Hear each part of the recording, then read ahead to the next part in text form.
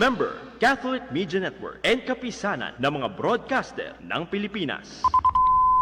Mga kapanalig, ang ating pong Philippine Standard Time, 1 minuto makalipas ang 2:00 ng hapon.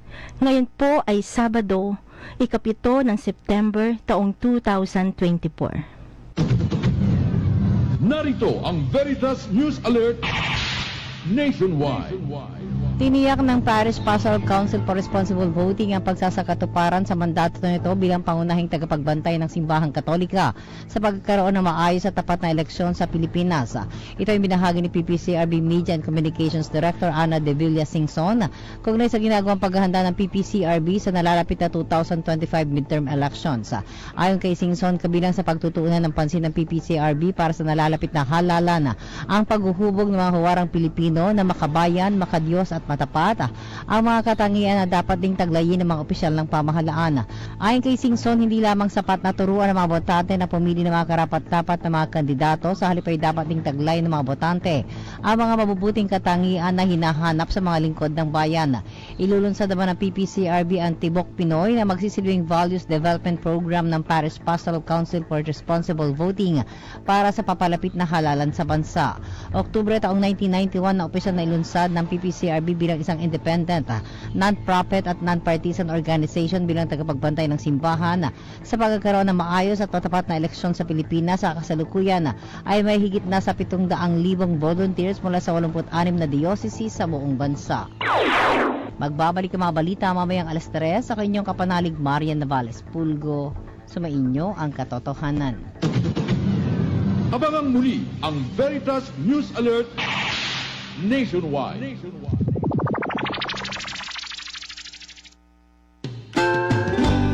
Halina't pakinggan ang tinig ng Diyos upang tayo ay gumaling at magtagumpay sa buhay. Ang salita ng Diyos ay nagpapagaling, nagbibigay buhay. Ang Diyos ay nagbibigay sigla, galak at pag-asa sa lahat. Madadama natin ang tunay na kapayapaan sa buhay. Ang salita ng Diyos ay nagpapagaling, nagbibigay buhay. Halina't samahan si Sister Annalyn Bondok tuwing Sabado mula 2:00 hanggang 2:30 ng hapon dito sa Veritas 846, ang radyo ng simbahan.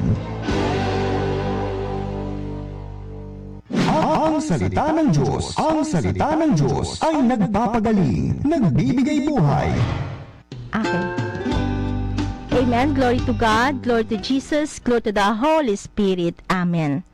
Mga kapanalig, mga brothers, mga sister, mabiyayang hapon sa inyong lahat. Mapagpalang hapon po sa inyong lahat. Amen. Ako po ang inyong kapanalig, Sister Annalyn Bondok, na muli maghahatid, magdadala ng mabuting balita ng Diyos, ng salita ng Diyos, na nagpapagaling, nagbibigay buhay sa ating lahat. Amen. At sa araw po na ito, una sa lahat, simulan natin ating healing program sa panalangin. Samahan niyo po ako. In the name of the Father, and the Son, and the Holy Spirit. Amen. Si Yahweh ay papurihan, purihin mo kaluluwa. Ang pangalan niyang banal, purihin mo sa tuwina. Ikaw aking kaluluwa, ang Diyos ay papurihan. At huwag mong lilimutin yaong kanyang kabutihan. Ang lahat kong kasalanan, siya ang nagpapatawad. Anumang aking sakit, ginagamot niyang lahat. Sa bingit ng kamatayan, ako ay nililigtas. At pinagpapala ako sa pag-ibig niya at habag. Sa sarili ang dulot niya'y kasiyahan habang buhay. Kaya naman ang lakas ko ay lakas ng kabataan. Katulad ng sa agila, ang taglay kong kalakasan. Amen. In the name of the Father, and the Son, the Holy Spirit. Amen. Mga kapanalig, mga brothers, mga sister, mabiyayang hapon sa inyong lahat. Lahat po ng bawat isa na nanonood, nakikinig, mabiyayang hapon, mapagpalang hapon. Nais ko pong batiin ang ating minamahal na kagalang-galang Bishop Teodoro Bacani Jr. Mapagpalang hapon po, Bishop. At mamaya meron tayong Marian Vigil sa Santo Domingo Church. alas 7 ng gabi hanggang alas 12 po ng hating gabi. Nawa, makadalo po kayo. At ito'y pangunahan ng ating minamahal na Bishop Teodoro Bacani Jr. at ng iba pang mga kaparian. Amen?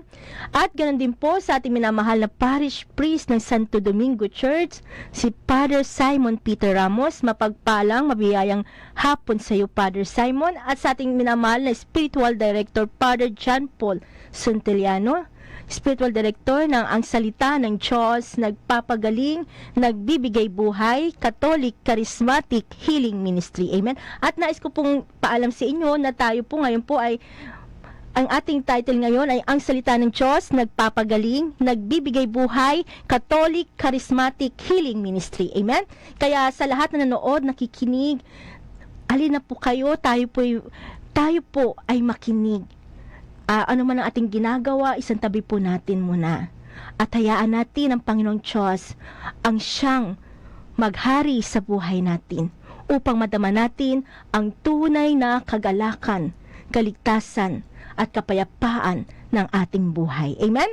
At sa lahat po sa inyo, mabiyayang hapon sa mga nanood sa ating himpilan ng DCRV 846, mabiyayang pakikinig po, at sa mga nanood sa Sky Cable Channel 211, mabiyayang mapagpalang panonood po sa lahat ng ating kapanalig sa Sky Cable Channel 211, mabiyayang hapon po.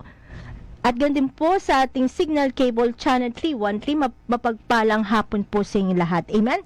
At sa araw po na ito, napakaganda po ng ating mga pagninilayan sa hapon pong ito. Tatlo pong ang ating pag-uusapan, pagninilayan. Ang ating part 1 ay ito ang nais ng Diyos sa atin. Ito ang sabihin sa pinanghihinaan ng loob. Huwag kang matakot, lakasan mo ang iyong loob. Darating na ang Panginoong Diyos at ililigtas ka sa mga kaaway. Amen? At ganoon din po sa ating part 2 ng ating program ngayon sa araw na ito, ang nais ng Diyos, huwag kang magtatangi ng tao. Amen? At sa lahat, at sa part 2, at ganoon din po, at huwag kang magmamalaki o huwag kang magyayabang. Ang ating part 3, kahalagahan ng banal na Espiritu Santo. Amen? Ngayon po, simulan na po natin. Sa ating pagbasa sa araw na ito, napakaganda po ng mga mensahe sa atin ng Diyos. Tunay na ang salita ng Diyos ang siyang nagbibigay sa atin ng tunay na kagalingan, kapayapaan ng puso ng isip, upang nasa ganon ang lahat ng tao ay gumaling at mabuhay. Kaya nga, sagipinawa tayo ng salita ng Diyos, o Panginoon. Kaya nga, ayon kay San Mateo chapter 4 verse 23, ipinangangaral ni Jesus ang paghahari ng Diyos. Sakit ay kanyang ginamot. So, ito yung hindi alam ng maraming tao, na napakalaga pala na ipangaral ang salita ng Diyos upang tayo masagip sa, una sa lahat, sa kapahamakan. Maligtas, masagip tayo sa masama, lalo na sa kamatayan at maging sa kapahamakan sa impyerno. Kaya nga, ang Panginoong Hesus, makikita natin na ang Panginoong Hesus talagang lahat ng kanyang ginawa ay pangangaral ng mabuting balita ng Diyos upang ang lahat ng makinig sa kanya, ang lahat ay gumaling. Kaya nga, ikaw, o Kristo, ang daan, ang katotohanan, buhay, patungo sa Amang Mahal. Na kay Hesus Kristo lang ang daan, ang katotohanan na patungo sa buhay at sa ating mahal na, sa ating Amang nasa langit na mahal. Kaya nga, nais ng Diyos sa ating lahat na bigyan tayo ng malaking pag-asa. Sino ba dito yung mga nalulungkot, nalulumbay? Sino ba dito yung nahihirapan, nasasaktan? Sino ang inaapi? Sino ang inapakan? Anong sabi sa atin ng Diyos? Sabi niya, ito ang sabihin sa pinanghinaan ng loob. Huwag kang matakot, lakasan mo ang iyong loob at ililigtas ka sa mga kaaway. Ibig sabihin ng Diyos, Ayaw ng Diyos na ang tao ay matakot. Kailangan lakasan natin ang ating loob. Kasi darating ang Diyos upang iligtas tayo sa ating mga kaaway. Maraming tao takot. Maraming tao nangihina ang loob. Maraming tao nahihirapan. Kasi bakit? Dahil hindi nila tinitignan kung gaano kapangyarihan ng Diyos, kung gaano kalaki ang Diyos. Kaya nga sabi ko nga, bakit ka na-hopeless? Huwag mong tignan kung wala kang pera. Huwag mong tignan kung may sakit ka. Huwag mong tignan kung marami kang bayarin o marami kang utang. Tingnan mo, we have a big God. Ang Diyos ay makapangyarihan sa lahat, na may lalang ng langit at lupa. Siya ang pinakamayaman sa lahat. At hawak niya ang buhay ng tao. At kung ito'y alam mo, hindi ka matatakot, hindi ka masisiraan ng loob, hindi ka manghihina. Bagkus magkakaroon ka ng matibay ng pag-asa dahil sa malaking pag-ibig, pananalig na siya magtitindig sa'yo, na siya magtatayo sa'yo, na siyang babangon sa'yo upang lumaban sa mga pagsubok sa buhay na ito. Ito ang kulang sa tao, kulang sa pag-ibig sa Diyos, kulang sa pananalig sa Diyos, kulang sa tiwala. Kung titingnan natin, wala naman tayong magagawa without God. Anong dahilan? Bakit ang tao nagmamalaki? Bakit ang tao nagyayabang? O bakit ang tao natatakot? Samantalang, sabi nga ng Diyos, sino makapagpapahaba ng kanyang buhay na sa pamagitan ng isang oras na, diba, sabi sa atin ng Diyos, sino makapagpapahaba ng kanyang buhay sa pamagitan ng pag-iisip ng isang oras kung hindi niya ito kayang gawin, bakit ka mababalisa? Napakalit naman ng iyong pananalig sa Diyos. So, ibig sabihin ng Diyos sa ating lahat, useless, walang halagang pag-iisip kung hindi mo ito lalakipan ng pag-ibig, pananalig, upang na sa ganon, ang lahat ng desisyon mo ay maging tama at wasto. Na siyang mag-uudyok sa'yo na gumawa ng mabuti at tama ayon sa kalooban ng Diyos.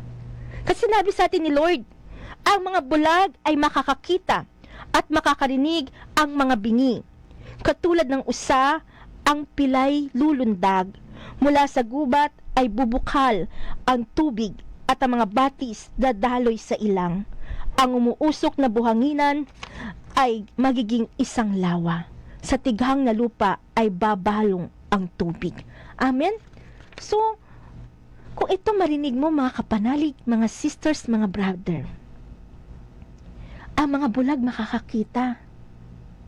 At hindi lang yun, ang mga bingi makaririnig. At ang mga pilay lulundag. So, ibig sabihin, bulag ka man, bingi ka man, pero kapag ikaw ay nagtiwala, nakinig, sumampalataya at sumunod sa Diyos, makakakita ka. Ano yung makikita mo? Makikita mo bukas ang langit. At ang anghel ng Diyos ay manhik manaog sa kinaroonan ng Diyos upang ikaw ay saklolohan, iligtas at pagpalain. Kaya, walang hopeless sa Diyos. At sa tao may malaking pananalig, lagi siyang may pag-asa at may ngiti sa labi. Dahil ang pag-asa niya ay nasa puong may kapal, nasa Diyos. Kaya nga, ibig sabihin, sa tao pag bulag, kawawa, wala nang pag-asa. Pero kay Lord, pag bulag ka at ikaw nanalig, mabubuksan ang iyong mga mata na wala pala dito sa lupang ito ang tunay na kayamanan, kundi nasa pag-ibig, pananalig at pagsunod sa Diyos, nasa paglilingkod sa Diyos at paggawa ng kabutihan, ang siyang tunay na kayamanan na madadala natin sa langit upang tayo ay pagbuksan ng Diyos ng pinto sa kanyang kaharian sa langit. Amen? Kaya nga ang mga bingi makaririnig. Yung mga bulag na dati, hindi nakikita yung kagandahan ng buhay. Yung mga bulag na akala mo walang kamatayan. Pero nung ikaw ay nagpakumbaba, naging humble, nakita mo ang katotohanan na tayo'y tao lamang alabok lang. At wala tayong magagawa kung wala ang Diyos. Amen? Una sa lahat, magkakaroon muna tayo ng ilang patalastas. Ang salita ng Diyos, ang salita ng Diyos ay nagpapagaling, nagbibigay buhay. Serbisyong totohanan kasama si Attorney John. Mga payong legal ba ang hanap nyo? Magtanong at abangan ang mga kasagutan sa programang Caritas in Action tuwing Miyerkules, 1:00 ng hapon, dito sa Veritas 846, ang radyo ng simbahan. Serbisyong totohanan, kasama si Attorney John. Makinig.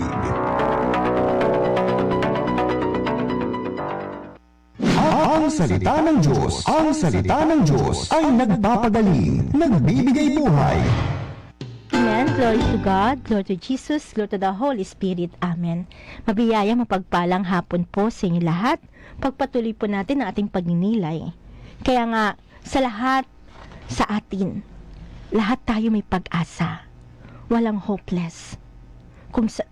Walang hopeless sa taong may malaking pag-ibig, pananalig sa Diyos. Dahil dito nakikita niya ang magandang buhay.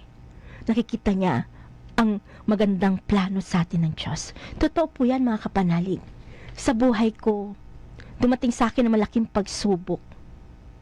Way back 2016, nung ako'y agawan at nakaawan ng posisyon. At 2019, nung ako'y tinanggal sa trabaho walang katarungan, ano sabi ko? Lord, okay lang. Hindi ko madadala sa langit ang posisyon. Ang mahalaga, makarating ako sa langit. Ito yung tunay na talino na hindi nakikita ng mga hangal. Kapag ang tao na wala ng trabaho inagawan, akala mo katapusan ng mundo. Pero sabi ko nga, anumang pagsubok sa buhay ng tao, anumang masakit o pang-aapak na ginawa sa'yo ng tao, anumang masamang ginawa sa'yo, huwag mong titingnan ito. Ang tingnan mo, always look up to God. May magandang plano sa iyo ang Diyos. Totoo naman. May magandang plano sa akin, Diyos. Ito pala ay naging blessing sa buhay ko. 2019, 2021, nung ang tatay nagkaroon ng cancer, 2017, at nag-bedridden na siya ng 2021. At blessing kasi bakit? Naalagaan ko ang tatay. Sa tao, kala mo imposible na ang tatay maligtas kasi pag nagalit yun, ang plato lumilipad sa kapitbahay. Pero wala palang imposible sa Diyos. Hello, totoo po yun. Kapag ikaw pala naglingkod sa Diyos, 10 na mahal mo sa buhay ay ililigtas ng Diyos. At ito ang katotohanan. Ang tatay ko, hindi yun pala simba. Pero nung siya ay nagkaroon ng sakit, akala ko noon 100 years old pa ang buhay ng tatay kasi malakas siya eh. Sa kaedad niyang 70, 80, 70 years old hanggang 78, malakas siya. Nagbabike siya mula sa Sampaloc hanggang Manila Bay, hanggang kung saan-saan. Pero nakita ko ang kababaang loob ng aking tatay. Nung siya nagkaroon ng cancer, nakita ko na hindi siya nalungkot, hindi niya sinisi ang Diyos. Kasi sa kalakasan ng kanyang katawan, sa lahat malakas siya. Siyempre, may mga tao na kapag nagkasakit o nawala o ano man nangyari sa kanya, anong ginagawa ng mga hangal na tao? Sinisisi ang Diyos. Pero ang tatay, hindi ko nakita nalungkot o naghalit sa Diyos. Tinanggap niya yung kanyang karamdaman. At hindi lang yun, sabi ko, tay, huwag mong titignan yung iiwanan mo. Tingnan mo, wala kang iiwan sa amin. Tingnan mo ang Panginoong Hesus nakapako sa krus at makikita mo kung gaano tayo kamahal ng Diyos. At ang sino mang nananalig, sumasampalataya kay Hesus ay hindi mamamatay bagkus magkakaroon ng buhay na walang hanggan. At hindi ko alam nakikinig ang tatay. Araw-araw kami, bukod sa pag-gross, kasi minsan ang tao nakakalimutan nila, nag-aalaga sila na may sakit, pero nakakalimutan nila ipakilala ang Diyos. Sa paanong paraan? Basahin mo ang banal na mabuting balita ng Diyos, ang salita ng Diyos sa iyong nanay, sa iyong tatay, o sino mang may sakit, at ipaliwanag at hingin mo ang banal na Espiritu Santo. At doon naawit ka ng Come Holy Spirit. Araw-araw namin ginagawa yun, bukod sa pag-rosary at pagsisimba. At hindi ko alam, nagliwanag ang isip ng tatay. At hindi lang yun, nakikinig po siya. At sa huling hininga niya, tinatanggal niya yung oxygen niya. Ang gusto ng mga doktor, lalagyan siya ng tubo. Pero sabi ko, ayaw ng pamilya namin. Kasi gusto namin makapagpuri siya kay Lord. At ang binigay niya lang sa kanya yung BiPAP oxygen. At sa huli, tinatanggal niya po yun. Sabi ko, tayo, huwag mong tanggalin. Mahirapan kang huminga. Pero pilit niya tinatanggal. Sige tayo kung anong gusto mo. At tinataas niyang kamay niya. Sabi niya, wala na. Praise the Lord. Hallelujah. Ito yung magandang kamatayan. Ito yung pinakamalaga sa buhay ng tao. Ang pagharap sa Diyos, yung paghandaan natin. Na mawawala sa iyo yung takot, bagkus papitan ito ng pag-asa at sigla. Dahil alam mo, merong silid na inihanda sa iyo ang Diyos sa langit. Kaya wala kang takot, wala kang pangamba sa buhay. Ito yung napakalaking kayamanan. Although tinanggal ka sa trabaho, pero napakalaking kayamanan binigay sa akin ng Diyos. Ang maligtas ang tatay ko sa kamatayan sa impyerno. Bagkus magkaroon siya ng buhay na walang hanggan. Dahil naalagaan ko siya full time. Amen? Kaya sa ating buhay, anumang pagsubok sa buhay natin, huwag kang panghinaan ng loob. At after namatay ang tatay, March 10, 2021, March 10, nagka-COVID ako. Akala ko, lagnat lang kasi wala akong tulog kasi nag-aalaga ako sa ospital. Pero after nun, after 5 days, ano pa kami sa St. Peter talaga, naglamay. Pero wala sa akin, kala ko lagnat lang. Hanggang sa nailibing siya mula Manila hanggang Bulacan, hanggang after nun, alam niyo pa, himala. Dahil lingkod ka ng Diyos, isa man sa pamilya ko walang nahawa. Imaginein mo, ang sinasakyan naming aircon, kotse, sasakyan na kulob. Ang lagi kong kasama, pamangkin ko, inalikan pa ako sa labi. Pero minsan di siya nahawa. That is the power of God na minamaliit ng maraming tao. Kasi yung kadalasan iba, mag-face mask ka, mahalaga mo face mask, pero nakalimutan nila yung pinakamalaga na magiligtas sa'yo sa kapahamakan, sa karamdaman, at yun ang poong may kapal. Kahit ilang may face mask lagay natin sa mukha, magugas man tayo ng kamay ng isang galon ng alcohol, kung kulang o wala kang pag-ibig, pananalig sa Diyos, ang tao ay mahihirapan, mabibigo. Dahil magbibigay ng lakas sa atin ay ang poong may kapal. Ang magligtas sa atin sa masama sa karamdaman ay ang Diyos. Amen? Kaya nga sa atin, sa tumatawag sa poon, ang Diyos ay handang tumulong. Matuwid ang Diyos sa lahat ng bagay niyang ginagawa. Kaya nga, kapag pala ang tao ay tumatawag sa Diyos, ang Diyos ay handang tumulong. Kahit anong gawin ay kalakip doon ng habag at awa. Yan ang ating Panginoong Diyos. Siya'y nakikinig at handang tumulong sa lahat ng tao.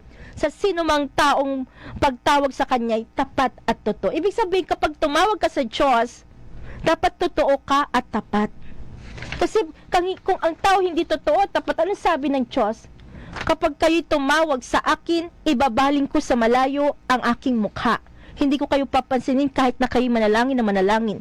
Hindi ko kayo pakikinggan sapagkat marami kayong inutang na buhay.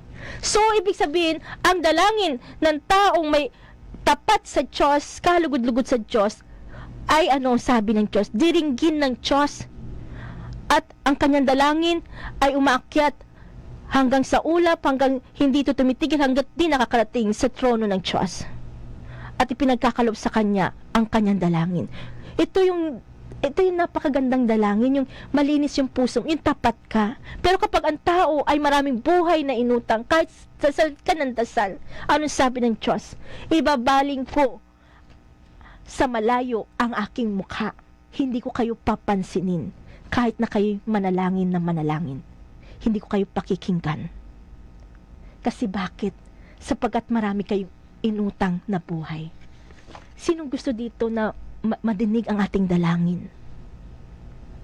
Kaya nga sinabi ng Panginoong Diyos, ang dalangin ng taong tapat, kalugod-lugod sa Diyos, ang righteous man, dinirinig ng Diyos tulad ni Elias. Nanalangin siya na huwag umulan at hindi nga umulan. 3 taon mahigit na hindi umulan. At nung siya nanalangin na umulan, bumuhos ang ulan. At hindi lang yun. Nung nanganib ang buhay ng babaeng balo na tumulong sa kanya, nung namatay ang anak niya, anong ginawa ni Elias? Nanalangin siya sa Diyos na ang anak niya na ito ay buhayin ng Diyos. At dininig siya ng Diyos, ito'y nabuhay. So, ibig sabihin, yung babaeng balo na nabuhay ang anak, hindi naman siya uminom ng gamot na napakamahal. Ano lang ginawa niya? Tinulungan niya si Elias, pinakain niya at pinatuloy sa kanyang tahanan. At dahil dito, siya ay pinagpala ng Diyos. Nahingi niya ang buhay ng kanyang anak. Na-extend ang buhay ng anak niya. Kaya sa atin lahat na nanood, nakikinig, yung ating pagtulong, pagkakawangga, lalo na sa lingkod ng Diyos, sa gawain ng Diyos, ikaw ay pagpapalain ng Diyos. Makakingi ka ng buhay, ng kaligtasan. Pero sa mga madadamot at mga sakim, kahit isang minuto hindi mo mahingi ang buhay. Kaya nga napakalaga sa tao. Sabi nga ng Diyos, di ka bibiguin sa mga pangako pagkat ang Diyos ay tapat. Ang kanyang ginawa kahit ano ito ay mabuting lahat. Siya'y tumutulong sa lahat ng tao na may suliranin. Yaong inaapi, inaalis niya sa pagkagupaling. Amen? Kaya huwag kayong malungkot kung mahirap ka, inapi ka, inapakan ka, o wala kang pera. Kasi ang pangako ng Diyos, di ka bibiguin pagkat ang Diyos ay tapat. At ang kanyang ginawa, kahit ito, ang kanyang ginawa kahit ano ito ay mabuting lahat. At siya ay tumutulong sa lahat ng tao na may suliran. Amen? Yung mga inaapi, inaalis niya sa pagkagupaling. Kaya nga, mahalaga sa tao na, sabi nga sa ating part 2, huwag kang magtatangi ng tao. Kasi ang Diyos, mahal niya ang mga api, mahal niya ang mga malilinis ang puso. Mahirap ka man. Kaya nga sabi niya, mapalad ang mga dukha na ang nagahari ay ang Diyos. Kaya nga basahin po natin, napakaligaw, huwag kang magtatangi ng tao. Kasi sabi nga ng Lord, mga kapatid, bilang sumasampalataya sa ating Panginoong Hesukristo, ang dakilang Panginoon, huwag kayong magtatangi ng tao. Halimbawa, pumasok sa inyong kapulungan isang lalaki na kasingsing na ginto at nakadamit ng magara, at isa namang dukha na panay sulsi ang damit. Kung asikasuhin yung mabuti, iyaong magara ang damit at sasabihin sa kanya, dito kayo maupo, at sabihin naman sa dukha, tumayo ka na lang dyan, o kaya'y sasahig ka na lang maupo. Nagtatangi na kayo at humahatol ng mali. Tingnan nyo mga kapatid kong minamahal. Hinirang ng Diyos sa mga dukha sa sanlibutan upang maging mayaman sa pananampalataya at maging kasama sa kahariang ipinangako niya sa mga umiibig sa Kanya. Amen? So, ibig sabihin, para kay Lord, ito'y napakahalaga. Now, kailangan ang tao pantay-pantay ang tingin. Kaya sabi nga, kung hindi pantay-pantay ang tingin nyo, kayo nagtatangi, kayo nagkakasala, at dapat kayong parusahan. Hello? Bisa nangyayari yan. Diba? Ito, alam niya, mahirap lang. Kung i-treat niya mahirap, ay diyan ka na lang maupo, o bawal ka dito ha, pero makita mo may mayaman, o dito ka, pasok ka. So, ibig sabihin, nagtatangi ka na. Kailangan pantay-pantay ang ating pagtingin, ang ating pakikipagkapwa-tao.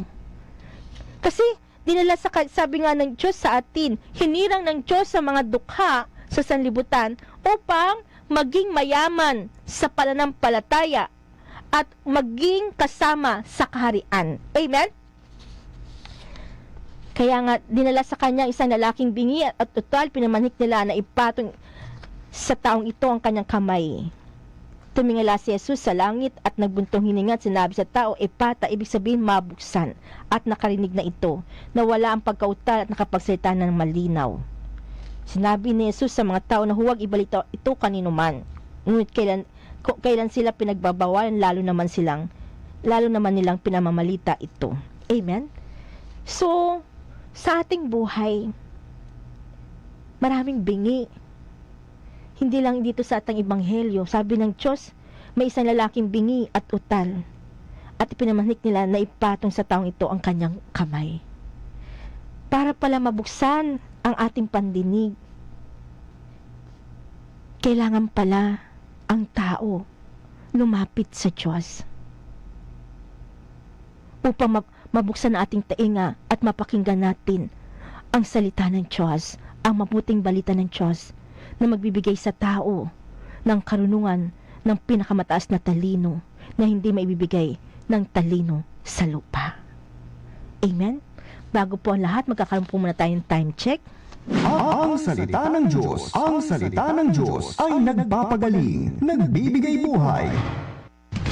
Sa mga kapanalig, nagpapasalamat po ang Veritas 846, ang radyo ng simbahan, sa ating pagiging number 3 sa AM radio rating sa Metro Manila ng Kantar KBP. Isang biyaya po na dumadami ang nakikinig at naniniwala sa kahalagahan ng katotohanan.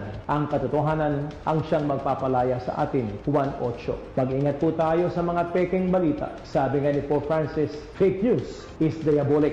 Palaging makinig, kapanalig, sa Veritas 846, sumayin niyo ang katotohanan.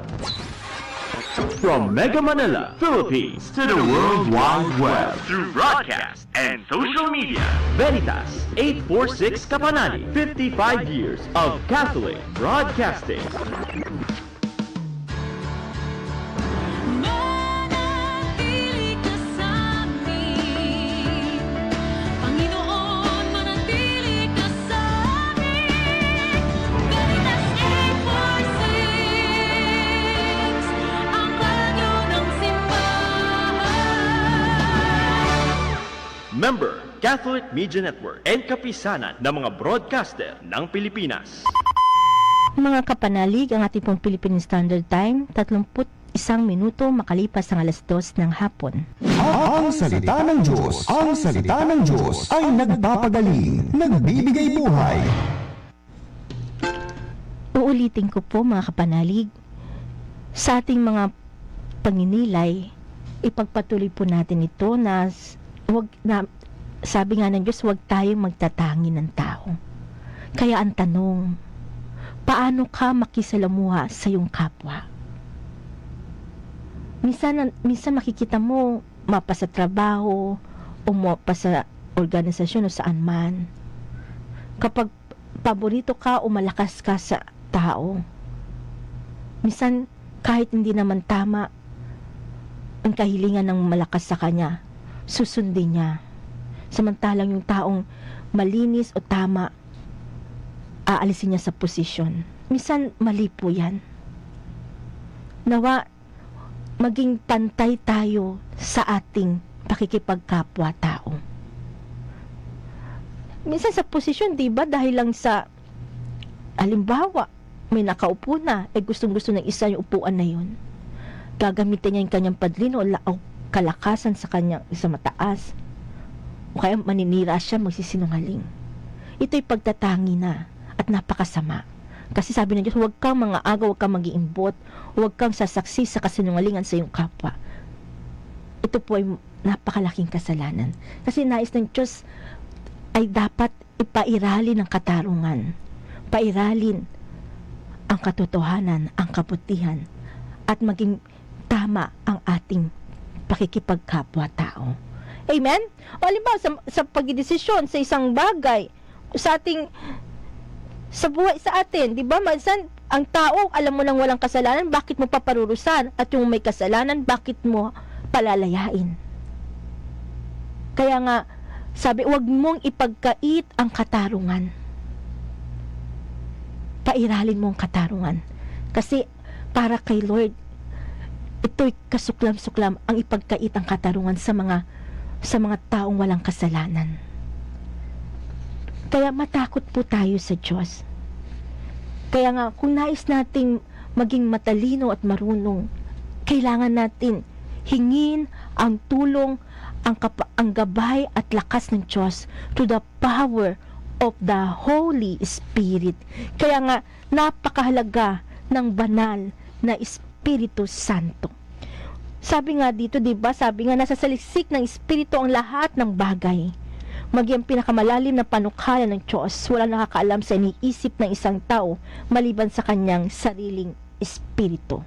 Amen? Ibig sabihin, napakalaga pala sa tao na mapuspos siya ng Holy Spirit, ng banal na Espiritu Santo. Kasi bakit? Dahil malalaman mo ang lahat ng bagay. Ibig sabihin, magkakaroon ka ng talino, karunungan na hindi nakikita, na hindi maibibigay ng talino sa sanlibutan o ng talino sa lupa. Kaya nga uulitin ko, kahit ano pang ating natapos, ano pang ating ginawa, ano bang sinabi ng Diyos, kahit na ang tao maging ganap, kung wala naman siyang karunungan na mula sa Diyos, wala pa rin siyang magagawa. Ibig sabihin, walang halaga, useless. Kung wala kang talino na mula sa Diyos. Kasi bakit? Ang talino mula sa Diyos, yan ang magtuturo sa iyo ng tama at dapat mong gawin sa buhay upang maligtas ka sa masama, sa kapamakan, lalo na sa kamatayan. Paano kung hindi mo pinahalagahan ang pag-ibig, pananalig, paglilingkod sa Diyos? Kasi ang tunay na matalino ay nakikita mo yung kahalagahan ng pagbibigay ng araw ng pamamahinga, yung araw ng linggo, yung Sunday. At pag ang tao, maraming matalino sa lupa, pero ay sa kanila ako magsisimba kasi double pay ako. Hello? Kung tunay na matalino isang tao, kung alam mo na ang Diyos makapangyarihan tagapagligtas ng buhay mo, at nagbibigay buhay, at wala kang dahilan para hindi mo ibigay ang para sa Diyos. Ang hindi mo ibigay ang araw ng pamamahinga, ang araw ng linggo. Bukod sa pagsisimba, napakahalaga po na dumalo ng piging ng Diyos every Sunday fellowship. Kaya nga sa atin, di ba? Una, libro ang pinagawa ni Lord. Amen? Sa kabila ng hindi naman ako mayaman, mahirap lang ako. Tinanggaling ako sa trabaho na walang katarungan. Pero, nung ako'y nag-review na ng IELTS, dahil nais ko na pumunta ng Canada. Kasi ang isang physical therapy, napakalaki ng kita sa Canada. At during that time, nag-review na ako. Biglang tumawag ang kapatid ko, Analing, gawa ka ng libro ni Lord. Kasi before that, balik tayo kanina, nung namatay ang tatay, ako naman nagka-COVID. After 10 days, di na ako makahinga, di na ako makabangon. Kaya sabi ng doktor, naku, delikado na yan. Punta na kayo sa hospital. Kung hindi pa kami tinakot, di ako pupunta sa hospital. Anong sa hospital na ako? Dadalhin na ako sa ER. Ayoko nga, hindi ako naniwala sa COVID. Sabi ko, Lord, inaapakan mo lang yan eh. Kaya hindi ako nagpatuloy sa ER. After all, pumunta kami sa ibang hospital. Ganun pa rin. Kaya, mahina na ako. Hindi ko na kaya. Kaya bumalik ulit kami sa hospital na yon, sa PGH. Nagulat yung doktor. At ako'y kagad inadmit. Nagulat yung kakilala namin doktor. Sabi niya, punong-puno na, paano ka na-admit? Wala na kami tinatanggap, pero na-admit ka. Nagulat siya. And hindi alam ng tao. Kapag ikaw pala lingkod ng Diyos, tapat sa Diyos, walang imposible kay Lord. Amen? At doon na-admit ako, naka-oxygen, mararanasan mo na ikaw, doon ka dumudumi, doon ka lahat, naka-diaper, hindi mo kayang maglakad sa CR. Pero hindi ako natakot, sabi ko, Lord, you are my healer, you are my life, you are my King. I need you, Jesus. I love you, Jesus. I trust in you. At ito yung nagpabangon sa akin. Lord, may mission pa ako. Hindi ko tinanong kung may mission ako, kundi sinabi ko kay Lord, may mission ako. At hindi ko naman alam kung ano talaga mission ko. At ito pala mission ko. Isulat ang healing book, prayer book ng ating Panginoon. Pangalawa, magkaroon kami ng bigla na lang na-publish ang ating healing book. After 2 months, nagkaroon tayo ng healing program sa Radio Veritas. Kung iisipin yung ating healing book, almost 500,000 na ilabas, pero walang bumalik. At sabi nga, mag-program ka na lang. Hindi ko naman plano. This is not my dream, but this is God's plan. After all, sabi ko nga, wala naman kaming, mahirap lang kami. Pero bakit namin pinagsikapang may taguyod ito? Kasi nananalig ako at naniniwala sa Diyos na sinabi ng Diyos, ang sino mang, kung may nalilis ang kapwa mo na mamali na landas at naituwid mo siya, nailigtas mo siya sa kamatayan. So ito pala yung pinakamahalaga sa tao. Nasabi ko nga, kung nakakabili ang tao ng house and lot o mamahaling gamit, kotse, bag, and everything, higit sa lahat, hindi ka manghihinayang na suportahan ang healing program na ito. Dahil ito magiligtas sa tao sa kamatayan. Di ba bakit ka bibili ng house and lot? Para meron kang bubong, may maganda kang pahingan. Higit sa lahat, bakit mo tutulungan ang gawain ng Diyos, ang healing program? Upang maraming tao mabless, maligtas, at magkaroon ng karunungan na mula sa Diyos. At ito magiging panlaban mo sa masama, sa kasinungalingan ng mundo. Upang maging matatag ang iyong pagkatao. Dahil ang matibay na bato ng sandigan ng tao ay ang Panginoong Hesus Kristo. At paano mo siya may dadambanan sa puso mo kung hindi ka naman nakikinig? Amen? After this, bigla na lang, pinatayo tayo ng Diyos ng community na ang salita ng Diyos, nagpapagaling, nagbibigay buhay, Catholic Charismatic Healing Ministry. Hindi po ganun kadali. Nandun yung sakit, yung hirap sa mga taong nasa paligid mo. Hindi ka nila maintindihan. Pero ito lang ang dapat nating isa-isip, isa-puso. Ang Diyos ang dapat masunod. At kapag ang Diyos ang sinunod mo sa buhay, napakalaking gantimpala ang ibibigay sa iyo ng Diyos. Huwag kang duwag, huwag kang manghina ang loob. Ipanalo mo ang Diyos at tagumpay ka sa buhay. Amen? Marami nagagalit, umiwalay siya, hindi ka naman humiwalay. Sinunod mo lang ang Diyos. Mas mahalagang sundin ng Diyos. Amen? Kung ayaw ko mahirapan, hindi ko itatayo ito, pero dahil ito'y kalooban ng Diyos at ito'y dapat maganap. Amen? Kaya sa ating lahat, we are so very blessed. Kung ang Diyos ang siyang ating sinusunod sa buhay. Kung ang Diyos ang siyang ating pinakikinggan. Kaya nga sa atin, sabi nga, pero kapag tao hindi nakinig sa Diyos, sabi nga ni Lord, di ba? Sabi nga, gayon din naman, walang nakakaalam sa mga iniisip ng Diyos, maliban sa Espiritu ng Diyos. Hindi ang Espiritu ng Diyos ang tinanggap natin upang ating maunawaan ang mga kaloob niya sa atin. Sa mga nagtataglay ng Espiritu, ang pinaliwanag namin mga katotohanan ng espiritual, mga pananalitang turo ng Espiritu at hindi ayon sa karunungan ng tao ang ginagamit namin. Amen? Kaya nga, i-clear ko, di ba may sabi, bakit ka naniniwala sa Bible? Tao lang gumawa. Sagot ko, bakit ikaw nagbabasa ng mga books? Sino ba gumawa niyan? Di ba tao rin? Bagamat taong gumawa sa Bible, hindi po basta tao. Ito'y kinasihan ng banal na Espiritu Santo. Kaya nga sinabi ng Diyos, di ba? Sa mga nagtataglay ng Espiritu ang pinaliwanag namin. Ang pinapaliwanag sa banal na kasulatan. Ito'y mga katotohanan ng espiritual. Mga pananalitang turo ng Espiritu. Turo ito ng Diyos, ng Espiritu. Kaya nga sabi nga ng Diyos, ang salita ng Diyos, sa bibig ng Diyos, bumubukal. Hindi po ordinaryo lang po yun. Imagine mo sa bibig ng Diyos bumubukal. Bakit ang tao tamad magbasa ng Bible? Bakit ang tao, pagdating sa gawain kay Lord, tamad? O kaya sa ganitong gawain, many times sabi ko, magtutuyos na kami.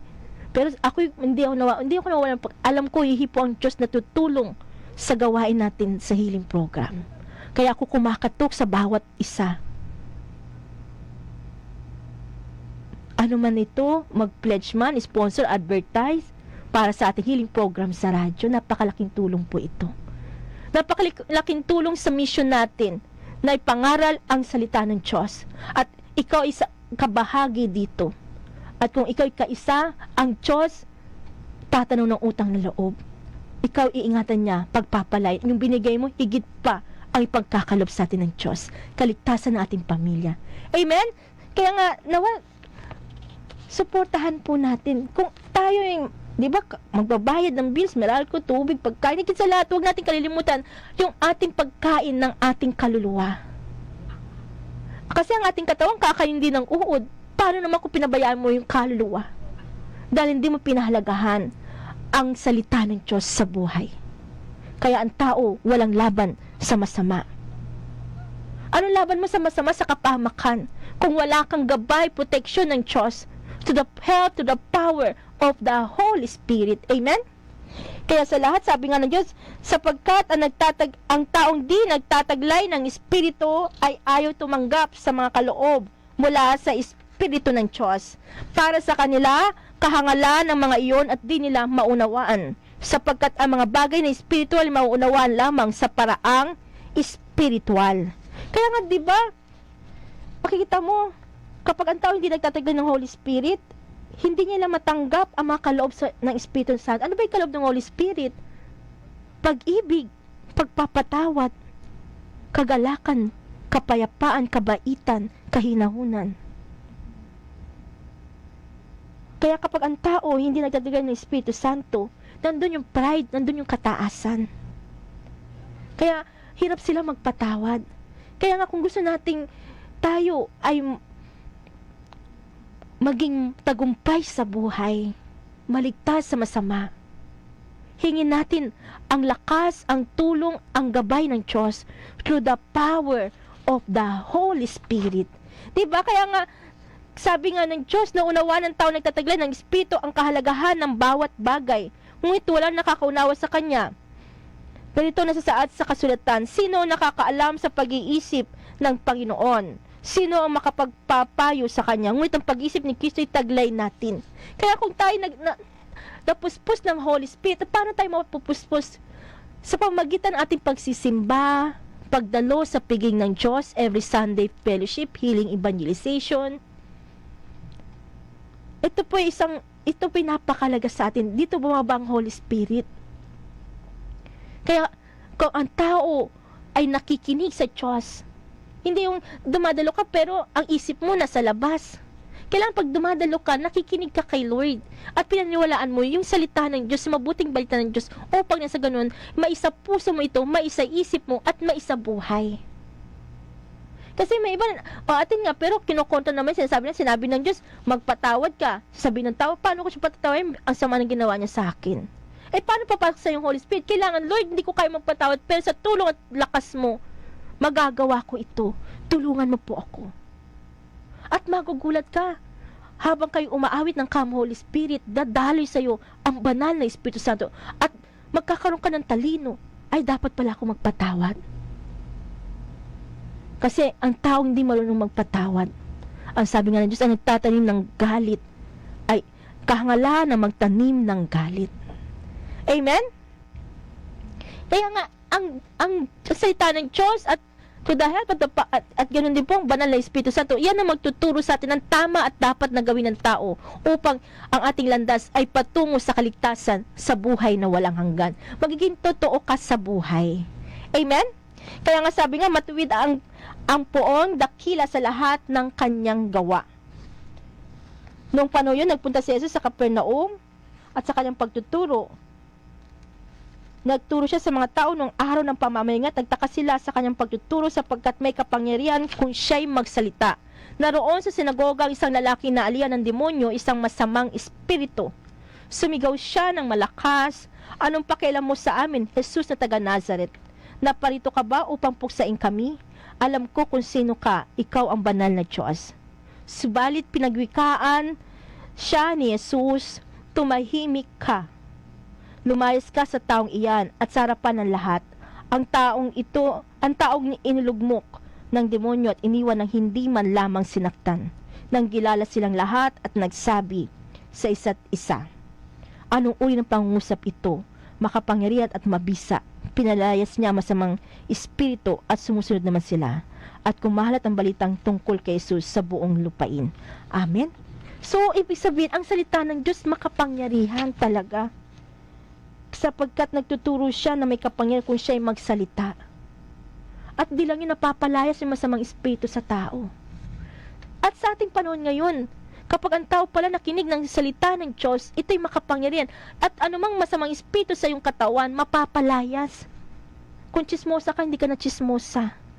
Kasi bakit? Tinanggap mo ang kapangyarihan ng salita ng Diyos. At dahil dito, magkakaroon ka ng karunungan, ng talino na mula sa Diyos. Na, ay, hindi pala tama na ako'y, magchismis, manira. Ito'y napakalaking kasalanan. Ay, hindi pala tama na ako'y magdamot.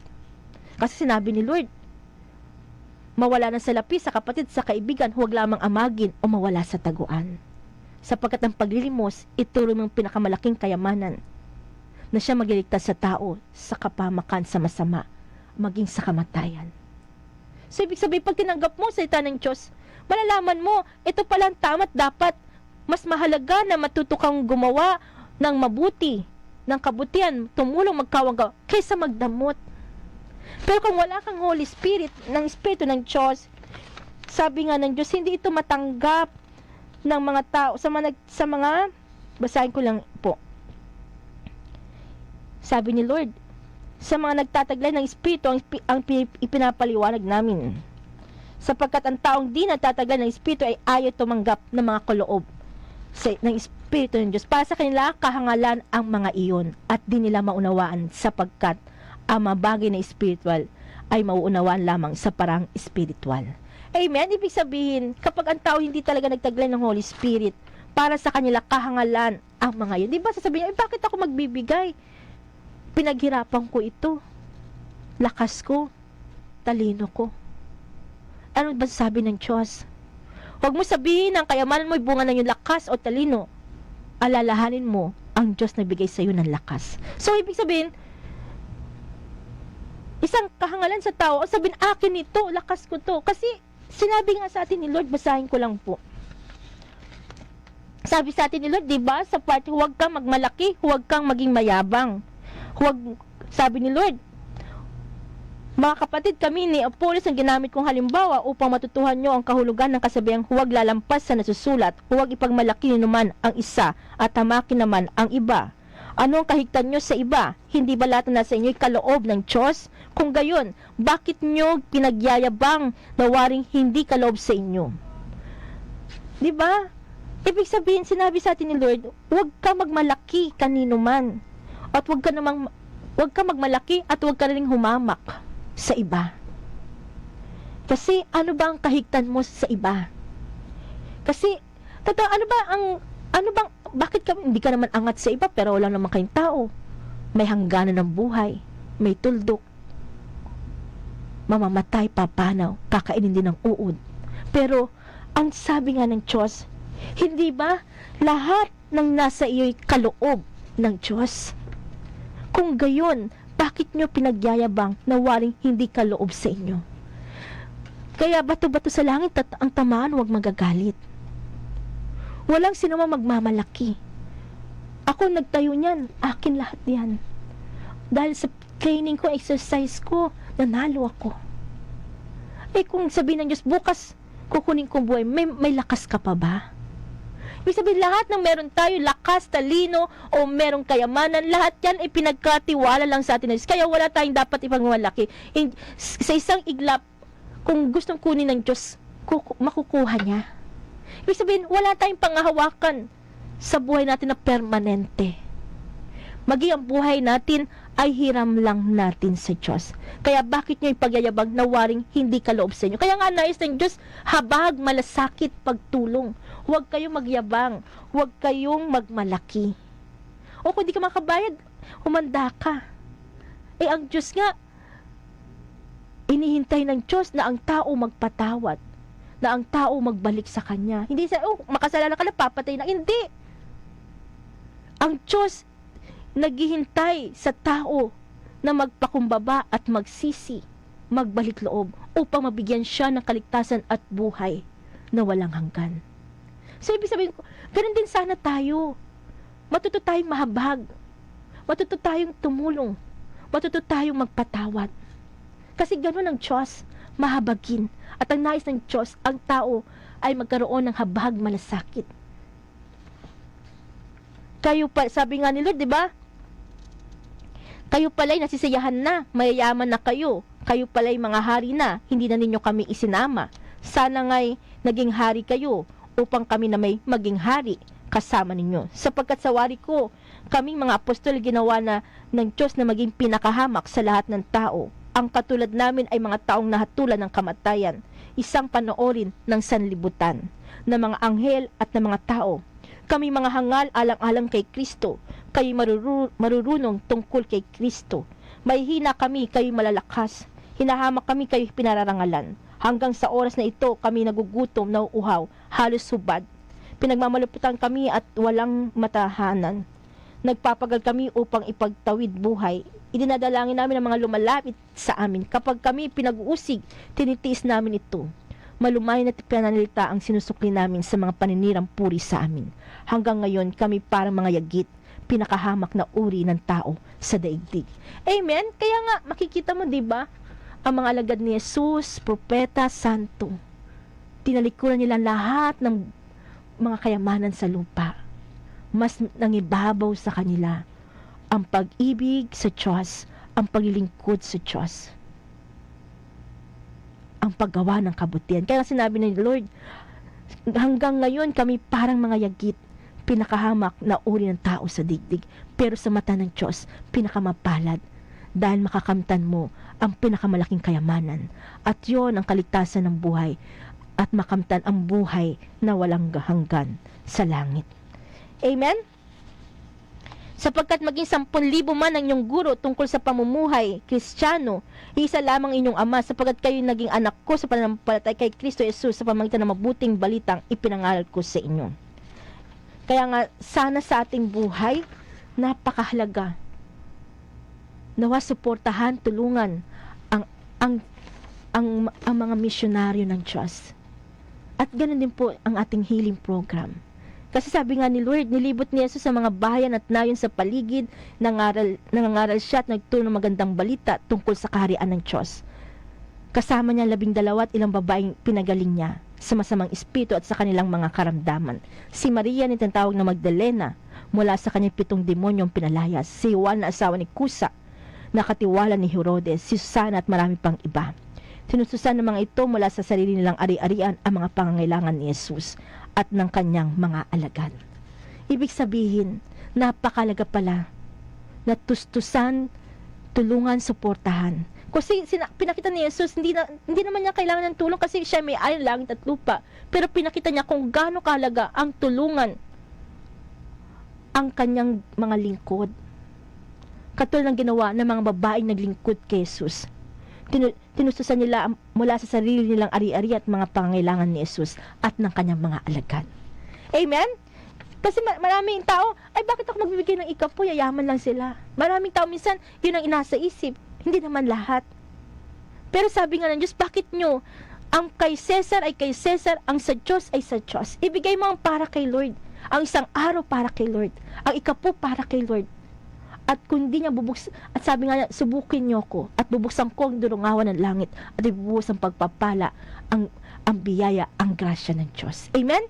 Kaya sa ating lahat, okay, gandang pagmasdan ng pagdating na nagdadala ng magandang balita ng ating Panginoon. Kaya nawa, tulungan natin suportahan ang lais na tumulong, magbigay, mag-pledge, mag-advert sa sponsor. You can message us o PM us, or you can send sa ating GCash number 0915-487-7762. Amen? At sa ating lahat, tayo po'y manalangin. Ipikit natin ating mata, awitin natin, Come, Holy Spirit.